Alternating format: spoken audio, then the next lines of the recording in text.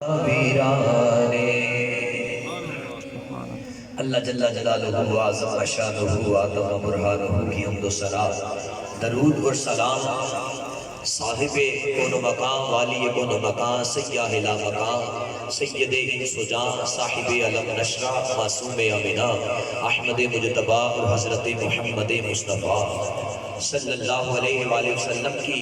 عظیم بارگاہ میں درود و سلام کا تحفہ پیش کرنے کے بعد سامعین اعظام میں ایک روایت درود شریف کی بیان کراں گا، اس کے بعد اپنے موضوع کی طرف آتا ہوں۔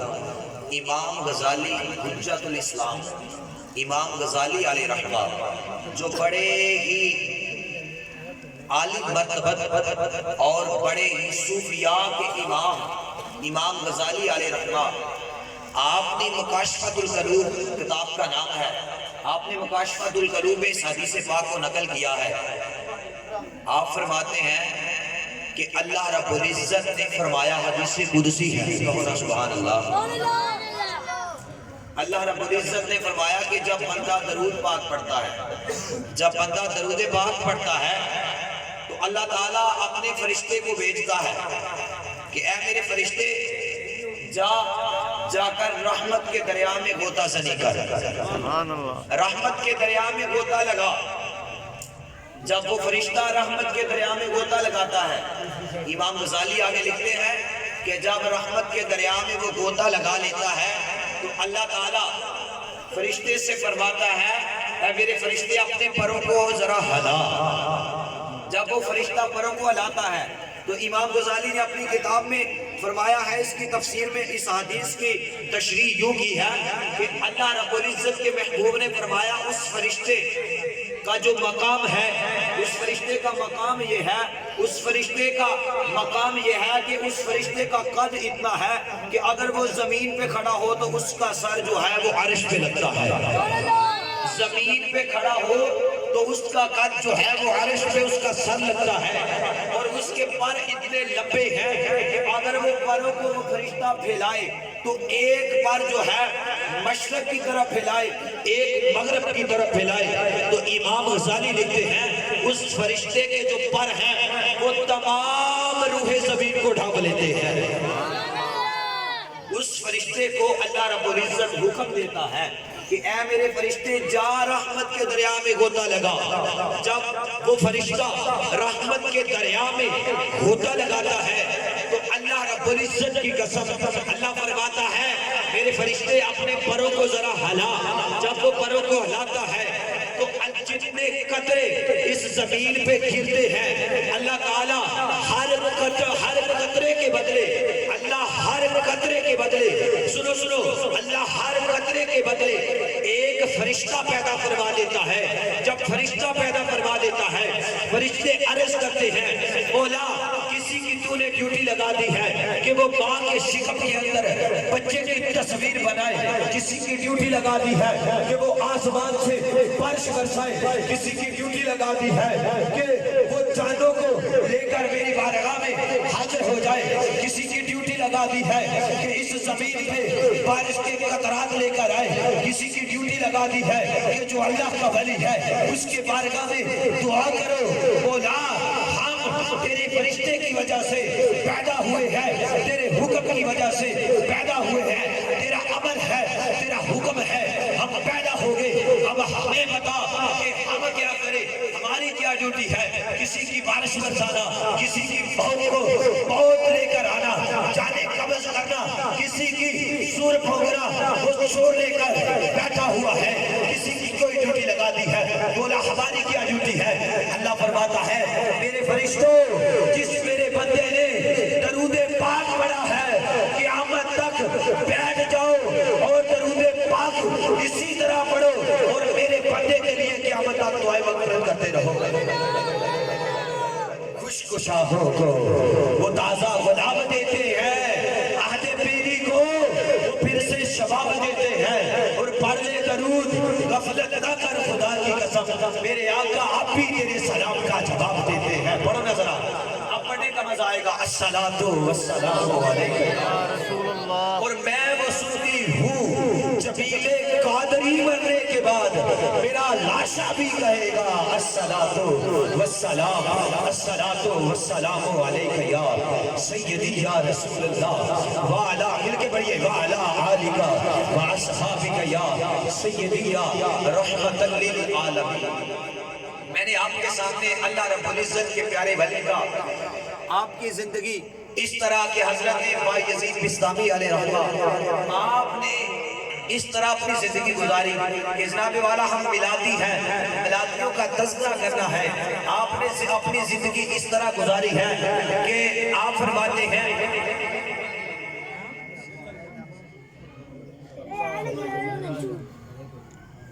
ماشاءاللہ جی ظفر والے کی شان فیض احمد چوراہی صاحب سنا خان مصطفیٰ، ہم دل کی عطا گرائیوں سے خوش آمدید کہتے ہیں اور جناب والا انشاءاللہ حاضری پیش کریں گے۔ میں نے آپ کے سامنے چند باتیں عرض کرنی ہیں تو قبلہ موجود ہیں ان کی دعا لینے کے لیے اور آپ لوگوں کی محبت ہے، اور میری دعا ہے کہ اللہ تعالیٰ ہماری اس حاضری کو اپنی عظیم بارگاہ میں قبول فرما کر اجر عظیم عطا فرمائے۔ حضرت بایزید بسطامی علیہ رحمہ آپ کا مقام یہ ہے کہ حضور داتا علی حجویری فرماتے ہیں، آپ فرماتے ہیں کہ آپ کا مقام یہ ہے کہ جس طرح فرشتوں کی جماعت میں حضرت جبریل امین ہے، فرشتوں کی جماعت میں حضرت جبریل امین ہے، اسی طرح حضرت بایزید بسطامی علیہ رحمہ ولیوں کی جماعت میں آپ ولیوں کی جماعت، اس طرح حضرت جبریل امین کا مرتبہ فرشتوں سے اعلیٰ ہے، اسی طرح حضرت بایزید بسطامی علیہ رحمہ آپ بھی ولیوں کی جماعت کے امام ہیں، آپ کا بھی یہ مرتبہ ہے۔ عام مومن کے مقام کی انتہا، عام مومن کے مقام کی انتہا صالحین کے مقام کی ابتدا ہے، اور صالحین کے مقام کی انتہا صدیقوں کے مقام کی ابتدا ہے، صدیقوں کے مقام کی انتہا شہیدوں کے مقام کی ابتدا ہے، شہیدوں کے مقام کی انتہا صدیقین کے مقام کی ابتدا ہے، اور صدیقین کے مقام کی ابتدا نبیوں کے مقام کی ابتدا ہے، نبیوں کے مقام کی ابتدا رسولوں کے مقام کی ابتدا ہے، نبیوں کے مقام کی انتہا رسولوں کے مقام کی ابتدا ہے، رسولوں کے مقام کی انتہا اولو العزم رسولوں کے مقام کی ابتدا ہے، اور اولو العزم رسولوں کے مقام کی ابتدا میرے رسول کے انتہا میرے رسول کے مقام کی ابتدا ہے۔ اور حضرت بایزید بسطامی علیہ رحمہ آپ حضور کا میلاد کا اس طرح چرچا کرتے ہیں، آپ فرماتے ہیں کہ میرے حضور کے مقام کی انتہا میرے رب کے سوا کوئی نہیں جانتا، میرے حضور کے مقام کی انتہا میرے رب کے سوا کوئی نہیں جانتا، بلکہ حدیث پاک ہے حضرت ابوبکر نے فرمایا، آپ فرماتے ہیں کہ رسول کریم صلی اللہ علیہ وسلم نے فرمایا، حضور نے فرمایا اے ابوبکر میری حقیقت کو میرے رب کے سوا کوئی بھی نہیں جانتا، میرے رب کے سوا میری حقیقت کو کوئی نہیں جانتا۔ حضرت بایزید بسطامی علیہ رحمہ آپ کو یہ مقام کیسے ملا؟ آپ ایک دفعہ آپ نے عرض کی اماں جان آپ مجھے اجازت دیں میں اپنے رب کو راضی کر لوں، اپنے نفس کو جن لوگوں نے کشتہ کر کے مجاہدات کی کٹھالی میں ڈال کر عبادتیں کر کے ریاضتیں کر کے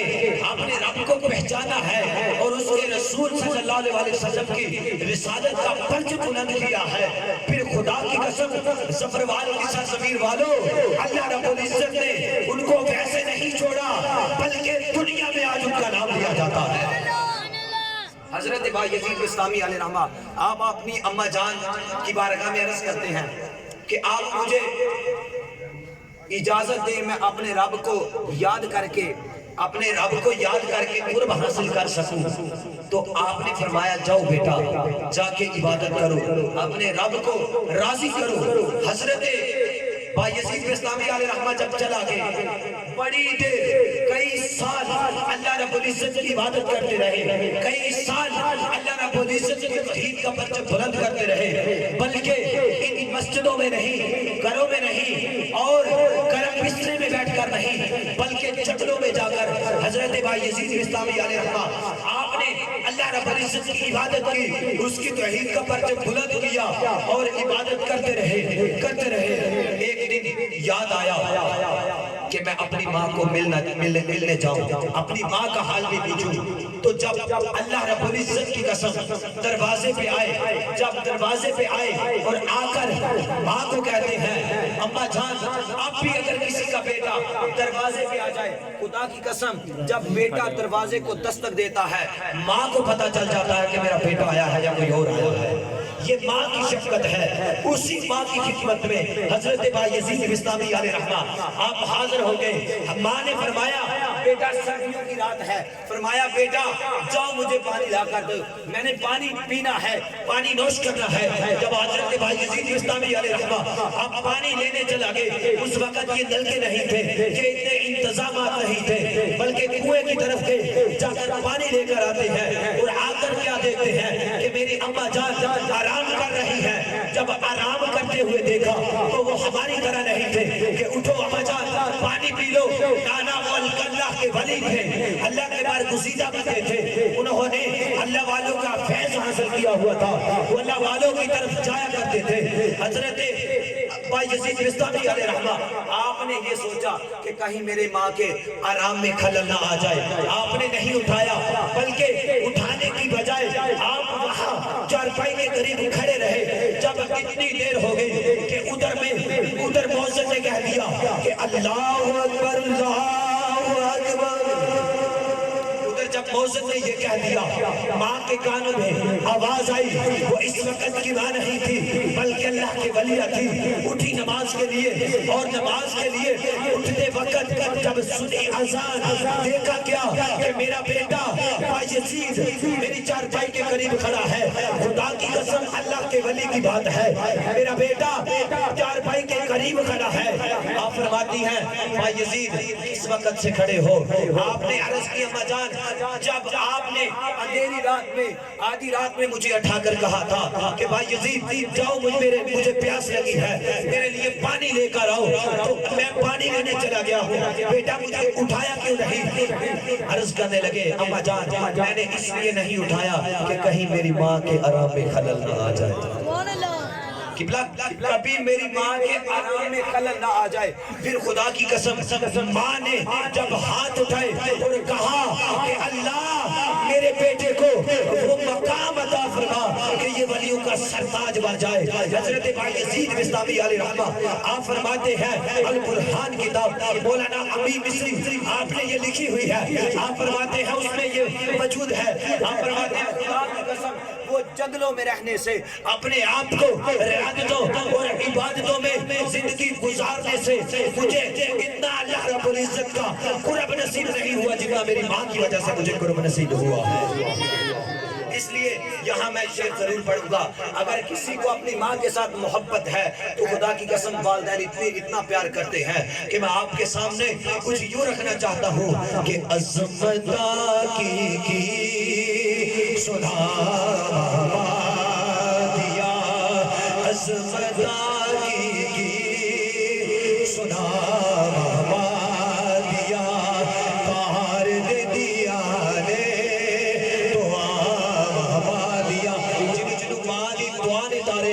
اللہ جڑا اپنا ہاتھ کھڑا کر کے اپنی ماں کی صفت و ثنا کرے، میرے مالک کو بولا خدا حشر اپنے پیارے حبیب دے نال فرمانا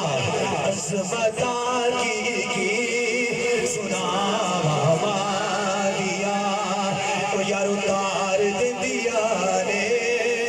تو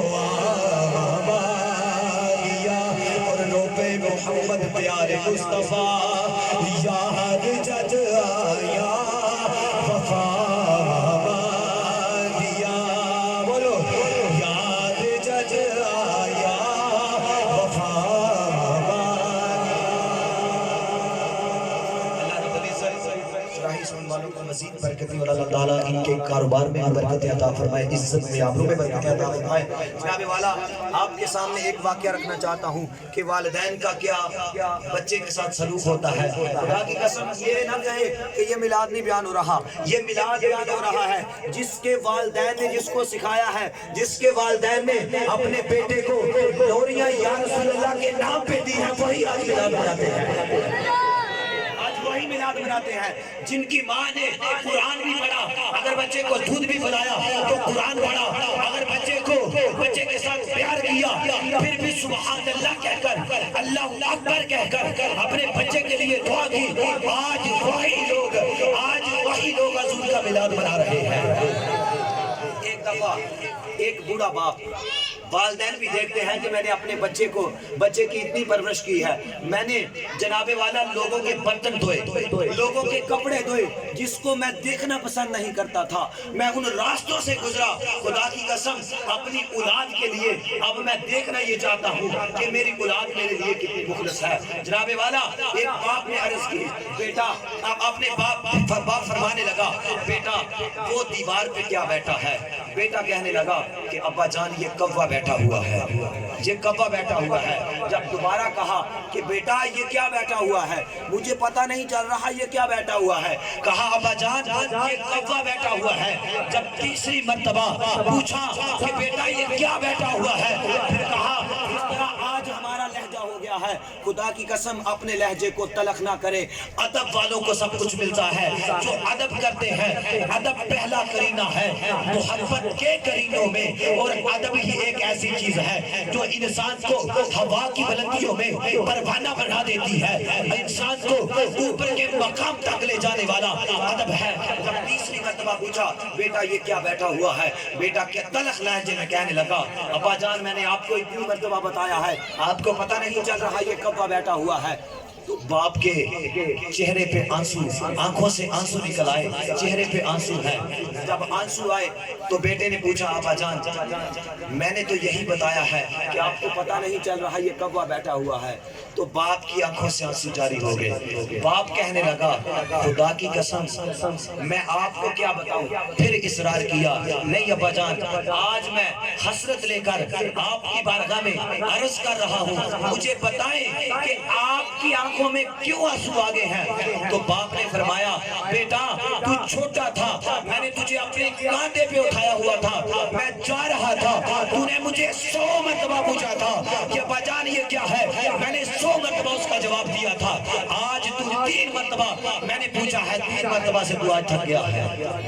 آج ہمارے لہجے کو یہ ہو گئے ہیں۔ خدا کی قسم اپنی اولادوں پہ اتنا دھیان رکھیں، اپنی اولادوں کو اس طرح ان کی پرورش کریں کہ رسول اللہ صلی اللہ علیہ وسلم کا دین اپنے گھر میں بیان کریں، پھر دیکھنا کہ تمہاری اولادیں بھی حضور کا میلاد بیان کریں گی، تمہاری اولادیں بھی حضور علیہ السلام کی صفت و ثنا کریں گی، اللہ رب العزت کی توحید کا پرچم بلند کریں گی۔ اور اگر جنہوں نے خدا کی قسم اللہ تعالیٰ کی توحید کا پرچم بلند نہیں کیا، وہ لوگ آج ہم نے دیکھے ہیں جو والدین کے گستاخ ہیں، آج ہم نے دیکھے ہیں۔ آپ نے وہ واقعہ سنا ہوگا حضرت علقمہ والا کہ آپ صحابی رسول بھی ہے، لیکن جب جان لبوں پہ ہے جان نہیں نکل رہی۔ سنو ذرا آج ہم اپنے والدین کو کہتے ہیں کہ تجھے کیا پتا دنیا چاند پر پہنچ گئی ہے، نا تجھے آج پتا چلا ہے تیرے والدین کی عمر تجھ سے زیادہ ہے، ادب کرو۔ خدا کی قسم وہ پوچھا کہ جان کیوں نہیں نکل رہی،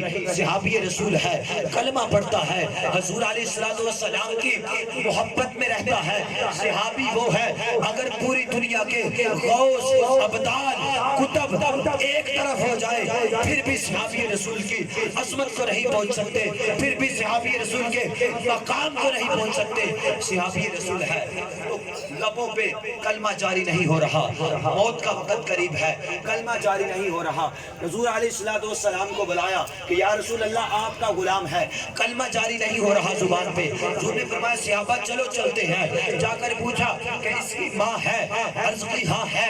تو میرے حضور علیہ السلام نے فرمایا، میرے آقا مولا صلی اللہ علیہ وسلم نے فرمایا ان کی ماں کو بلایا جائے۔ جب ماں کو بلایا گیا، خدا کی قسم ماں کا درد بہت ہے۔ ماں ایک ایسی عظیم ہستی ہے، باپ ایک ایسی عظیم ہستی ہے جن کے بارے میں میرے رسول خدا صلی اللہ علیہ وسلم نے فرمایا اگر یہ راضی ہے تو خدا راضی ہے، اگر یہ ناراض ہے تو خدا ناراض ہے۔ تمہارا نمازیں پڑھنے کا، ریاضتیں کرنے کا، صدقہ و خیرات کرنے کا، زکوٰۃ کرنے کا، حج کرنے کا، روزہ رکھنے کا، کوئی بھی اعمال صالحہ کرنے کا کوئی مقصد نہیں ہے۔ صحابی رسول ہے، لبوں پہ کلمہ جاری نہیں ہو رہا۔ حضور نے فرمایا اس کی ماں کو بلایا جائے۔ جب ماں کو بلایا گیا فرمایا اے بندی اس کو معاف کر دے، تو وہ کہنے لگی میں اس کو معاف نہیں کروں گی یا رسول اللہ، اس نے مجھے زندگی میں بڑے دکھ دیے ہیں، اس نے مجھے زندگی میں بڑا تڑپایا ہے، میرا دل اس کو معاف نہیں کرتا۔ حضور نے صحابہ کو فرمایا صحابہ لکڑیاں کٹھی کر کے لاؤ۔ جب لکڑیاں کٹھی کر کے لائی گئی تو حضور نے فرمایا اس کو آگ لگا دو۔ جب آگ لگائی گئی چیخا جلانے لگے تو وہ ماں جس کا دل موم ہو گیا، آج وہی ماں ہے جس کا دل موم ہو جاتا ہے۔ ماں ایک ایسی عظیم ہستی ہے کہ ماں کا دل موم ہو گیا، کہنے لگی یا رسول اللہ یہ لکڑیاں کس لیے جمع کی جا رہی ہے، یہ آگ کس لیے لگائی جا رہی ہے؟ حضور نے فرمایا اے اللہ کی بندی اگر تو اپنے بیٹے کو معاف نہیں کرتی تو اللہ بھی تیرے بیٹے کو معاف نہیں کرے گا۔ آج ہی ہم اس کو آگ میں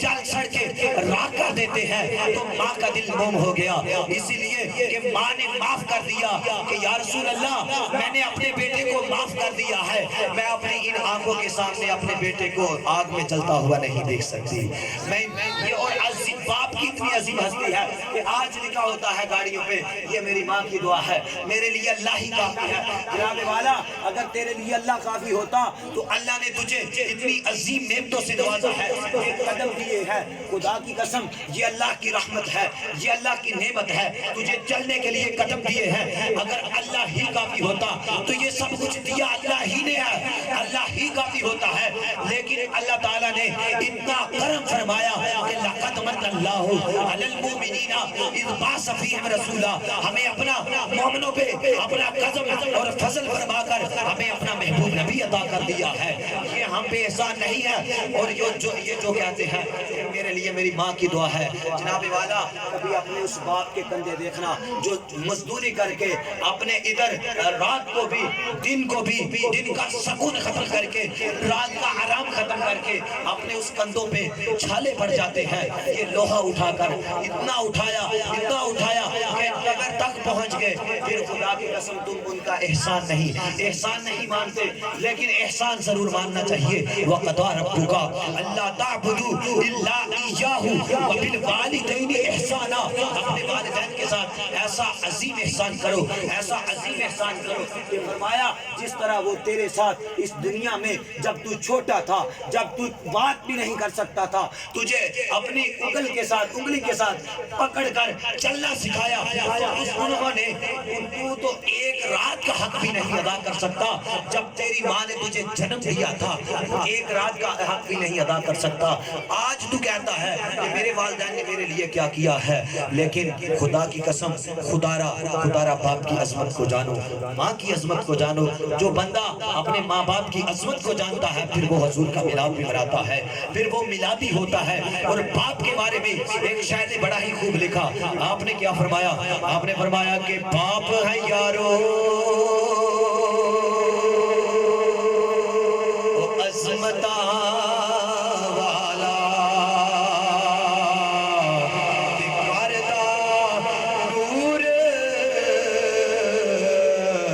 اجالا، زندگی بچ ڈولن نہیں دیتا، باپ ہے کرما والا۔ باپ ہی ایک ایسی عظیم ہستی ہے اور زندگی بچ ڈولن نہیں دینا، آپ نے بڑا خوب نقشہ کھینچا. اگر کسی کو کوئی تھپڑ لگا دے, میں آخری بات کرنے جا رہا ہوں, اگر کسی کو کوئی تھپڑ لگا دے تو خدا کی قسم لوگ تماشا دیکھتے ہیں, لوگ ادھر دیکھ کر اس کے حوصلہ افزائی نہیں کرتے بلکہ مذاق اڑاتے ہیں. اور باپ ایک ایسی عظیم ہستی ہے, وہ ایک کلمہ کہہ کر اپنے بیٹے کو ایسا حوصلہ دے دیتا ہے کہ باپ ہے یارو حوصلے والا, کردہ نور اجالا زندگی وچ ڈولٹ نہیں دیتا, تے باپ ہے یارو عظمت والا, باپ ہے یارو حوصلے والا. خدا کی قسم اپنے والدین کی عظمت کو جانو. آخر میں قرآن کی آیت پڑھنی ہے کہ یوم ندعو کل اناس بامامہم. پارہ نمبر 15 ہے. اللہ رب العزت نے سورۃ بنی اسرائیل میں فرمایا جب قیامت آئے گی, قیامت کے بعد دوبارہ اٹھنا ہے نا, وبالآخرۃ میں ایمان ہے نا, جس کا ہے کہو نا سبحان اللہ. جب اٹھیں گے اللہ اعلان فرمائے گا یوم ندعو کل اناس, اس دن اعلان فرمائے گا کہ اپنے اپنے امام کے پیچھے چل پڑو. اپنے یہ میرے موضوع کے خلاف ہے بات, لیکن میں عرض ضرور کرنے جا رہا ہوں کہ جناب والا جس کا ہاتھ اپنے مرشد کے ہاتھ میں ہوتا ہے, خدا کی قسم کوئی جتنا مرضی شیطان کا لبادہ اوڑھ کر بھی آئے, اس کا عقیدہ کبھی خراب نہیں ہوگا. یوم ندعو کل اناس بامامہم, رب کا قرآن اعلان فرما رہا ہے. اللہ فرمائے گا اپنے اپنے اماموں کے پیچھے چلے جاؤ. اب آپ کہیں گے کہ جناب والا اس محلے میں بھی مسجد تھی, اس محلے میں بھی مسجد تھی, حضور میں نے تو لاہور میں بھی نماز ادا کی ہے, میں نے تو جا کے ظفروال میں بھی نماز, کون سے امام کے پیچھے جائیں؟ سوال تو پیدا ہوتا ہے نا, کون سے امام کے پیچھے؟ ہم نے تو اپنے اماموں کا یہ حال رکھا ہے, خدا اپنے اماموں کی عزت کرے. خدا کی قسم ہم نے تو یہ سوچنا ہے کہ جناب والا میں نے تو 15 دن اس امام کے پیچھے نماز پڑھی تھی, پھر اس کی بدخویاں کر کے اس کو نکال دیا تھا مسجد سے, ہم کس امام کے پیچھے چل پڑے؟ ان اماموں کی بات نہیں ہو رہی. اللہ اعلان فرما رہا ہے. حضرت شیخ عبدالحق محدث دہلوی اس کی تفسیر میں لکھتے ہیں, آپ فرماتے ہیں اللہ اس دن اعلان فرمائے گا کہ اپنے اماموں کے پیچھے ہو جاؤ. وہ امام کون سے ہیں؟ فرمایا اللہ فرمائے گا جن کے ہاتھ میں ہاتھ دے کر بیعت کی تھی ان کے پیچھے چل پڑو. آج ان کے پیچھے چل پڑو. اگر وہ جنت میں جاتے ہیں جنت میں چلا جاؤ, اگر وہ خود بیکار ہے, خود انہوں نے اپنے چہرے پہ سنت رسول نہیں سجائی, سنت کے مطابق ان کے کام نہیں ہے, نماز نہیں پڑھتے, ان کے پیچھے چل پڑو. وہ بھی جہنم میں جا رہے ہیں, تم بھی جہنم میں چلا جاؤ. اور اگر آج کا کوئی صوفی بات صفا اور ان لوگوں کے ہاتھ میں آپ لوگوں نے ہاتھ دیے ہوگے تو خدا کی قسم آپ ان کے پیچھے چل پڑو گے تو آپ کا بھی بیڑا پار ہو جائے گا, اور آپ کا بھی بیڑا پار ہو جائے گا تو آپ کے والدین کا بھی بیڑا پار ہو جائے گا. تو آپ کل قیامت کے دن اللہ رب العزت کے پیارے محبوب کے ثنا خوان بن جائیں گے. میری دعا ہے کہ اللہ رب العزت ہم سب کو